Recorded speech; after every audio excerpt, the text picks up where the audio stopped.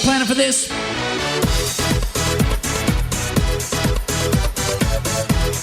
Well, welcome back to a TPR mini pod talking about tips from the trenches. I'm your co-host, or I guess I should say co-founder, Micah Shalansky. This is a mini pod, so Jarvis isn't going to join me on this one, but don't worry, we'll talk about him because his back is turned and he's not paying attention. All right.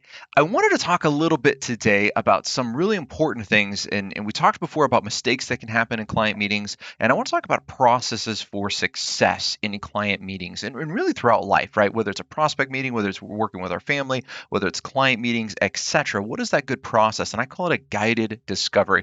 And it's so easy how we can jump to a conclusion. It's so easy how we can jump to the correct answer because we can see where something is going in our mind. Regardless if we're right or wrong, by jumping to something too quickly, it defeats the communication process in a client meeting. And I want to give you an example of what that means. And I'll give you the negative side and also the positive side that was here.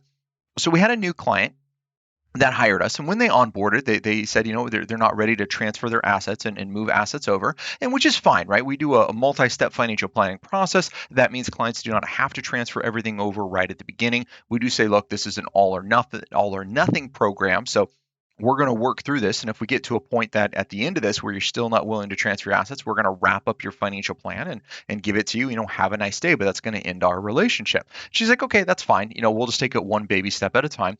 So we were going through this and they had money sprinkled out through multiple accounts, right? Big names. We all know who they are, right? Sprinkled out multiple different places. Well, unbeknownst to me, during in between our meetings, they had a call with, I'm going to call it their broker. I don't think it's an advisor, but their broker of one of these major companies. And the client was talking with their broker and had mentioned, and she had said, look, I'm thinking about buying this rental property to do a blah, blah, blah, blah, blah. And apparently from the client's ears, the broker, she went off on him, right? She said, that's a stupid idea. Rental property's not going to make any money. I don't know why you'd want to buy it. It's going to be all this problematic. And she was really railing against this rental property that's going to be there. Now, I wasn't there for the conversation. It wasn't recorded. I didn't hear it. But what matters? What the broker actually said or what the client heard? Right now, it's all about the client heard. The client got so mad, in fact, she hung up the phone on the broker, called the office manager and said, I want that lady off my account. I never want to speak to her again. You want to talk about pissing someone off? I don't think I've ever achieved that level with the client, nor do I want to, right? So she really disengaged that was there. So that was kind of the background. And I did not know it going into this setup question that the client gave me. We started going through things and she kind of stopped me. She says, Micah, I want to pull out a bunch of money and I want to go buy some rental property. And I was like, oh, okay, well, that's interesting. Can you tell me more? She's like, well, is it a good idea? Should I buy rental property? And I kind of sat back in my chair and I'm like, well, that depends. And she's, of course, says, well, depends on what? I said, there's no bad investment. And I truly believe this, right? There's no bad investment. The question is, does it help achieve your goals or not? So if we look at it and says, okay, your goals are to be over here, you want to have X amount of money, you want to have some financial independence, you want to be able to travel, you want to be able to do these things. If we use your money to buy that rental property, does it help achieve your goals? Yes or no? Maybe it helps you in a vacation location. Maybe you want to go there a little bit more and you're going to use a rental property as an excuse for VRBO. Okay. Maybe you're going to use it as a cash flow opportunity or appreciation opportunity, right? What is that? And let's put some dollars behind it. Let's put some math behind it and say, does this help you achieve your goal? If it does, awesome. Let's go ahead and go down that path. If we explore it and it does not help you achieve your goals, then why are we going to do it? Let's do something else. I was like, the biggest thing I want for the two of you is to achieve your financial independence, to do the things you want to do in life, to be in that lifestyle place. That's what I want for the two of you. What tools we use, I don't really care, right? There's so many different options that are out there and there's no bad investment again, right? It's what is the most appropriate investment for you to achieve your goals. So let's look at it. If it makes sense, let's absolutely engage. If it doesn't, let's do something else. Is that okay? And she was like, absolutely.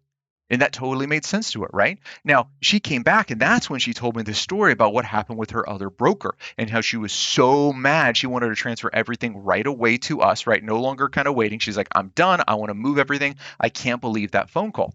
Now, regardless on if the broker was right or wrong, maybe the broker had more information on the rental property. Maybe there's more experience because the client already owns them. They're presently not cash flowing with some of the rentals that they have. So maybe the broker automatically said, look, these aren't going to cash flow. They don't make any sense. Therefore, don't move forward with it. But she jumped on such a negative approach with the client, it really turned her off. And because it turned her off, she lost that relationship. Now, good news is we picked up that relationship because she was super happy with our responses. So the question I have going out for you, how do you handle these questions, right? And the TPR Nation, how do you handle your guided discoveries? When a client comes in with an idea, maybe it's good, maybe it's not good. How are you going to handle that conversation to make sure you're meeting the client's goals, always helping giving them positive advice and engaging them to continue moving along their financial plan? For me, I call those guided discoveries, and that's how we walk through. So your action items with this, what's your process? What's your guided discovery that's going to be there? The great part about explaining investments in this way in this client, I gave her a process for analyzing whether an investment makes sense, right? Look at it. Does it meet my goals? It's a pretty simple process, but it's an important one about why do we buy something or why do we not? What are your processes you're communicating to your clients? What's your guided discovery that you're going to do? If you don't have one, you need to have one. Make sure you make it simple. Make sure you make it where clients can understand it. You need to rehearse it so you can go through this as it comes up in your client meetings. That's number one. Number two, hit us up on Twitter, right? The Perfect RIA on Twitter. I want to know about your guided discoveries. I want to know about your successes. And keep in mind, we are now highlighting the TPR moments, which we're super happy about.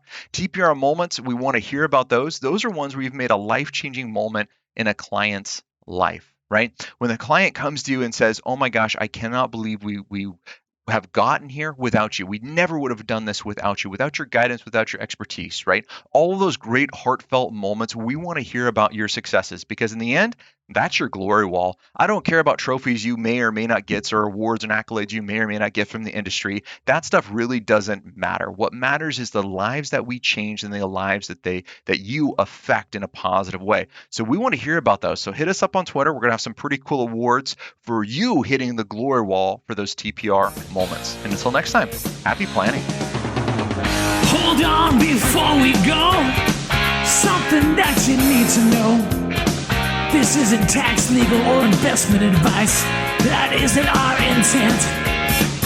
Information designed to change lives.